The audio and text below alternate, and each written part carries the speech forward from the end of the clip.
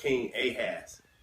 And there was two kingdoms, two kings that had decided that we're going to go against Judah and we're going to make our own king. It was the king of Rezin and the king of Israel. And so Ahaz got really afraid, and all his people were gathered together. They were having a pity-patty party. They were all afraid, and said that they were like trees shaking with the wind. So the whole nation was just gathered together, afraid of what's going to happen. They're going to attack us, and they just didn't have any hope. And then that's when Isaiah came on the scene. He told the king, don't be afraid that these two nations is not going to come to pass. And he told King Ahaz, just to show you what I'm telling the truth, you ask God a sign. Just ask a sign, anything. Just ask God for a sign. And Ahaz told him, I will not weary God. I will not trouble God. And Isaiah told him, basically, and it's so true to form, is he told him, look, you weary men, you just get on my nerves, basically. And he told him, you're gonna get on God's nerves too.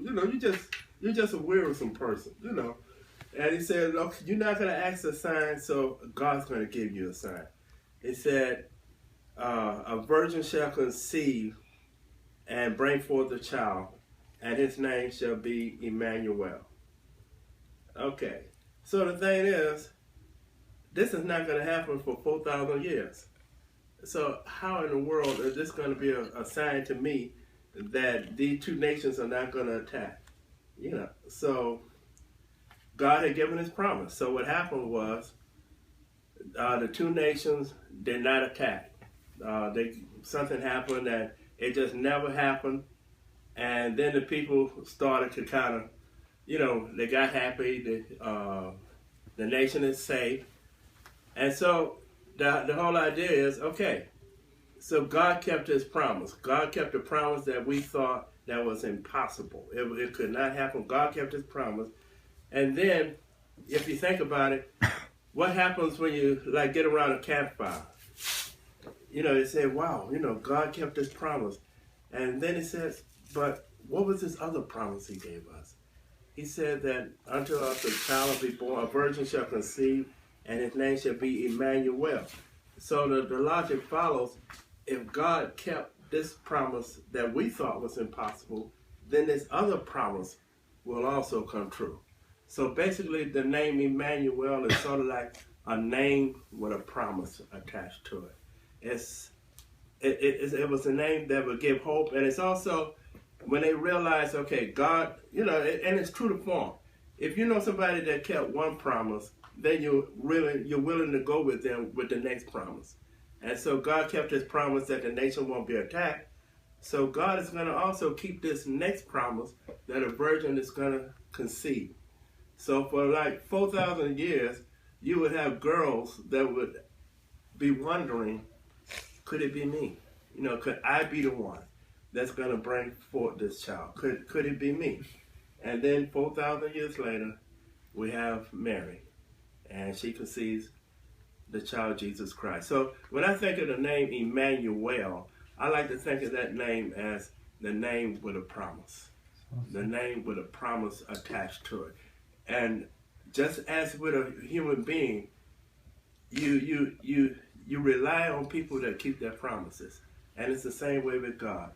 God kept an impossible promise that these nations would not attack us, and God would keep another impossible promise that a virgin shall conceive.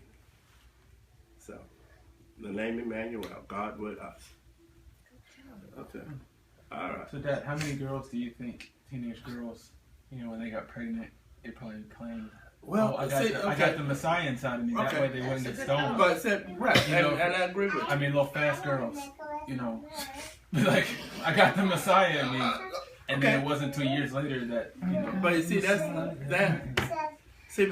true, though. In a way, that's true.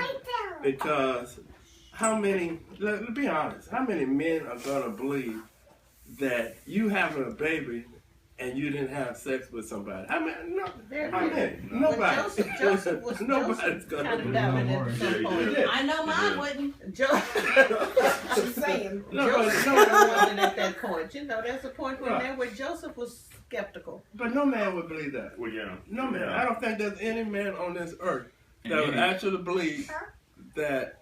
You know, although God gave the promise, but how many men? No man. Well, So the angel Trey would believe it. Yeah, exactly. So the angel had to talk with. Not so The much. angel had to deal with Joseph also. Yeah. You'd have to have an angel to come down and say, look, Yeah. straight Baby, up. look. Yeah. Baby, look. Yeah. Baby, Yeah. look.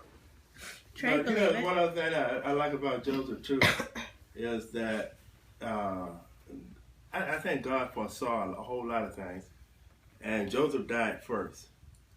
And can you imagine what would happen if Joseph would have lived?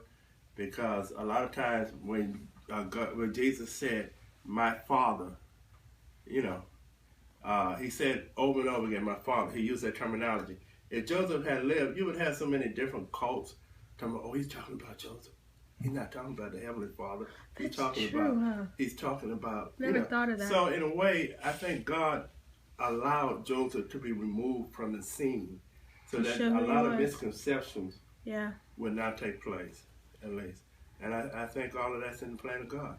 Oh, yeah, that's a good way of looking at it. That is a good way of looking at it. I never thought about Because you that. already said they already, you know, Yeah, worship look what they Mary. done with Mary. Yeah. So if Joseph would have lived during the time when Jesus started his ministry, we would have had a whole lot of more misconceptions Yeah. and a whole lot of errors Wow. that was going on. So I think in a way God The allowed omniscience of God. That's Yeah. very true. It really is. him to be removed off the scene, because you know, Been praying to Joseph. you know, How this did is my Joseph die? beloved son. You know, that's Joseph he's talking about. You know, this, you know, my Father which art in heaven. You know, and a lot of times he said Father, and it would have just been a whole lot of He removed all reason for doubt. it would have been right. He removed doubt as to who he was talking about. How did Joseph die? It never says. He's probably so stressed In out. fact, after the birth, we never hear anything. It was a carpentry accident. We never hear anything. Carpentry. Carpentry. Carpentry accident, yeah. Katie, whose birthday is today? Baby Jesus' birthday. You want to sing happy birthday to Jesus? Yeah. Okay, ready? Let's sing happy birthday. Happy birthday to you. Happy birthday to you. Happy birthday, dear Jesus. Happy birthday to you. Oh, sweet. Yay. Why don't you tell them what you said in the card about your birthday? You said Jesus' birthday is over already. Okay, don't make our daughter look less holy. You said it's my birthday, Jesus' birthday over Okay, already. what's up there? Please don't. Thank you for My killing that. grandchild looking unholy. Don't tell me that. There you go. Thank you, Katie. All right. Really? All right.